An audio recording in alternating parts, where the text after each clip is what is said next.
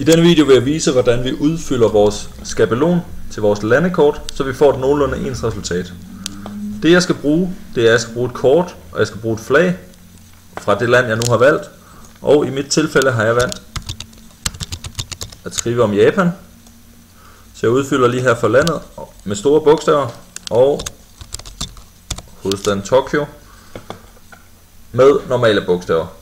Når vi skriver med store bogstaver, så kan vi kende, at det er landet og hovedstaden her bagefter. Nu skal jeg bruge et kort her, og jeg skal bruge et flag herover. Så jeg går lige på Google og har allerede lavet en søgning her.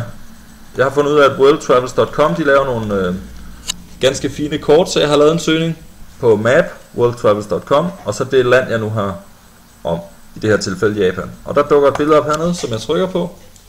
Det vil jeg gerne gemme på min computer, så jeg trykker gem billedet som. Og så vil jeg gerne gemme det inde i et sted, hvor jeg kan finde det igen. Det bliver herinde. Så har jeg mit kort, så skal jeg bruge mit flag. Og jeg har fundet denne hjemmeside, der hedder flags.net. Så jeg går ind på den, trykker på J for Japan. Trykker på landet Japan her. Og så kan jeg scrolle ned, så kommer der forskellige flag op. Det flag vi gerne vil bruge, det er selvfølgelig det her nationalflag. Så jeg gemmer det her billede. Og igen i en mappe, så jeg ved, at jeg kan finde det.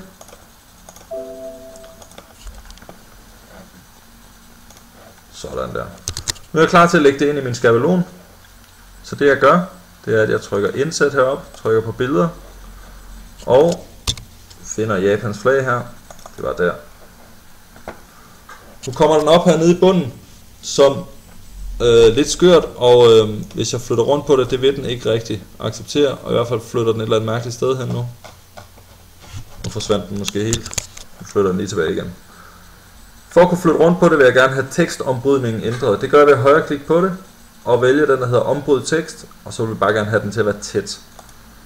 Så jeg vælger tæt, og nu kan jeg flytte rundt på fladet, ligesom jeg har lyst til. Så jeg trækker det op her, og så vil jeg gerne have det til at være sådan, at vi kan få det ind i boksen her. Og det er et lille nørklearbejde her. Vi prøver at se, der er også stadig lidt skygge på. Så jeg flytter det ud. Lige en tak, jo måske for langt. Der. Så, og så har jeg dækket rammen. Det vil jeg gerne have. Så vil jeg gerne have sat mit kort ind nu også ved siden af. Så jeg trykker igen indsæt billeder. Finder den mappe, hvor jeg har gemt kortet i. Finder kortet over Japan, som nu også kommer ind. Igen skal vi lige huske at ændre tekstombrydningen, så jeg højreklikker og trykker tæt.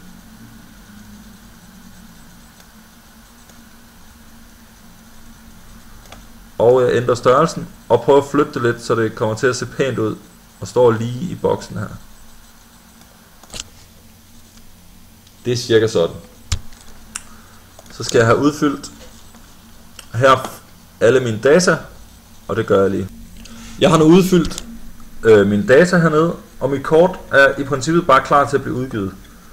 Det I nu skal, det er, at I skal selvfølgelig udfylde de 3 andre, så vi får en hel side her, vi kan printe ud. Så når jeg har gjort det, printer I bare ud, og så er I sådan set færdigt, så er vi klar.